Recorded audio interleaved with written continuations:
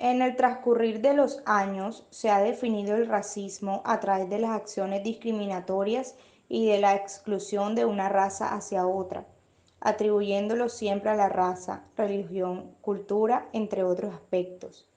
Estos sucesos pueden incurrir en escenarios como la salud, la educación y el trabajo, los cuales son fundamentales para la vida de un ser humano, ya que están contemplados en los derechos humanos y la Constitución de nuestro país, para lograr una vida plena.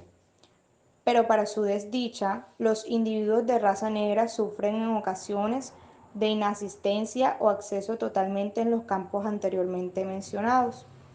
No obstante, no todas las personas se rigen de leyes, sino por su sentimiento y razonamiento erróneo de la vida y convivencia, enfocados mayormente en la exclusión y vulneración de las personas de color, comenzando desde hace décadas cuando los esclavos eran traídos de África hasta las Antillas. Finalmente, desde que la sociedad esclavista entró en crisis hasta el día de hoy, no existe como tal esclavos, pero de alguna u otra forma las razas se distinguen por su color de piel e interacción con la sociedad. De esto depende qué tanto se verá la equidad o igualdad en su vida. El término inequidad tiene una dimensión moral y una ética, y se refiere a las diferencias que son innecesarias y evitables, pero además son consideradas injustas.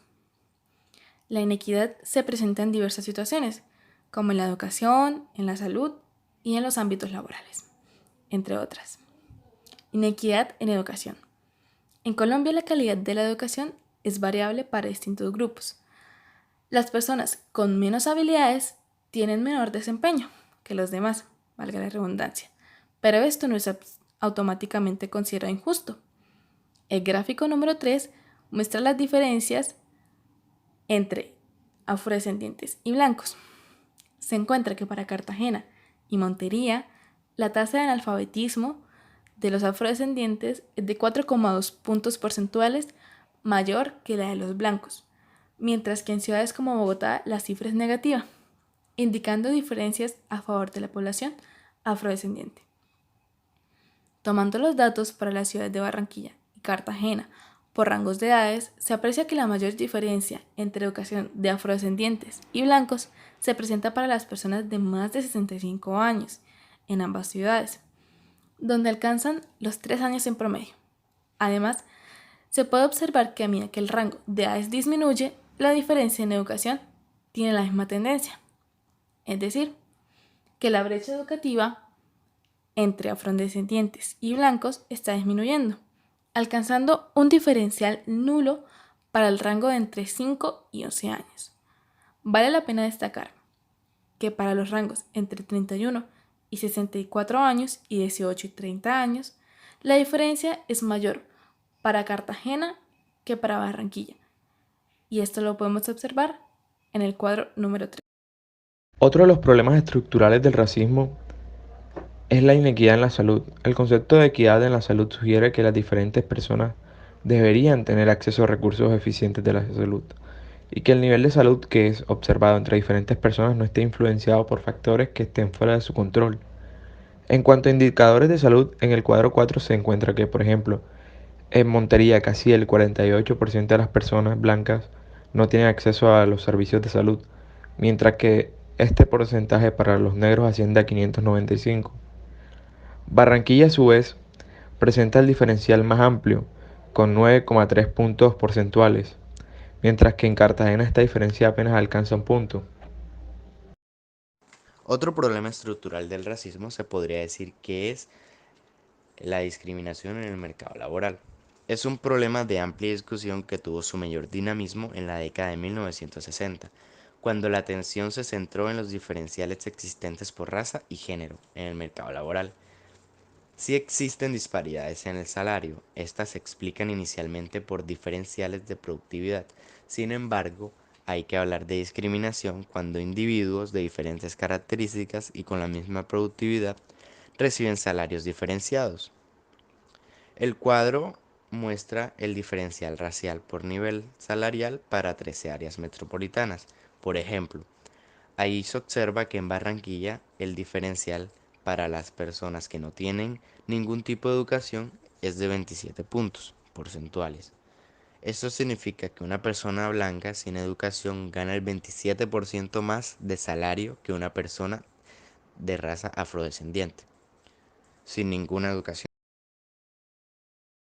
Un ejemplo sería la situación de Cartagena, que tienen que existir barreras históricas para que los afrocolombianos puedan tener cargos directivos, y eso pasa porque existe una desigualdad en el mercado laboral, donde por ejemplo les rebajan su salario haciendo que sea más difícil salir de la pobreza.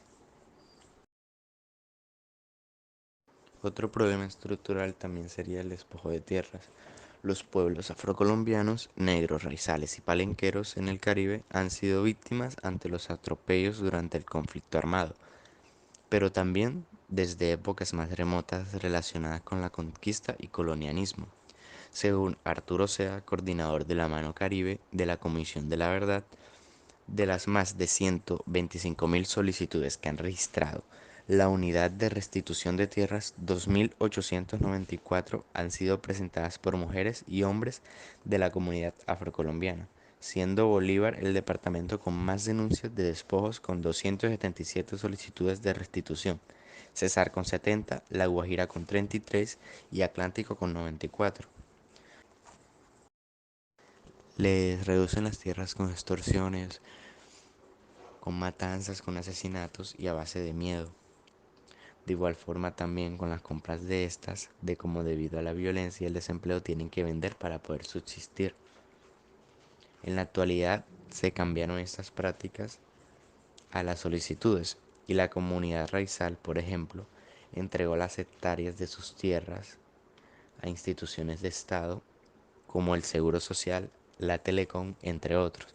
Y cuando estas empresas se fueron de las islas de San Andrés, en vez de devolverle esas tierras a la comunidad, terminaron por fuerza jurídica en manos de terceros, que incluso han terminado vendiendo y revendiendo hasta luchas por agua hay. En las zonas rurales donde más se discrimina por el color de piel, aunque solo un 5,4% de las personas encuestadas por el Observatorio de la Democracia de la Universidad de los Andes aseguraron sentirse discriminadas por su color de piel. Colombia sigue siendo un país donde persiste el racismo y los imaginarios sociales alrededor del tema. De hecho, en la encuesta Barómetro de las Américas se reveló que en la Colombia rural del posconflicto ese índice de discriminación aumenta de forma considerable. En estas zonas rurales se ha perpetuado la discriminación racial mucho más que en el país en general, porque la sociedad se ha configurado bajo ese tipo de dinámicas sociales. Uno de los casos que llamó la atención durante la recolección de esta información es que en muchas de estas zonas, mujeres y hombres afrodescendientes preferían no contratar personas de su misma etnia porque consideraban que eran perezosos. En conclusión, la situación del país en cuanto a las desventajas que posee la población blanca y negra, separándolos por su color de piel, son muchas, tanto en la educación, en la salud y en el trabajo, donde unos individuos poseen más privilegios que otros y que la inequidad hace la diferencia cada vez más grande, aumentando el nivel de analfabetismo, miedo, ignorancia de las personas afrodescendientes. De esta manera es importante y se espera que se realicen procesos de identificación y caracterización de esta población para que puedan obtener los mismos derechos que las demás personas.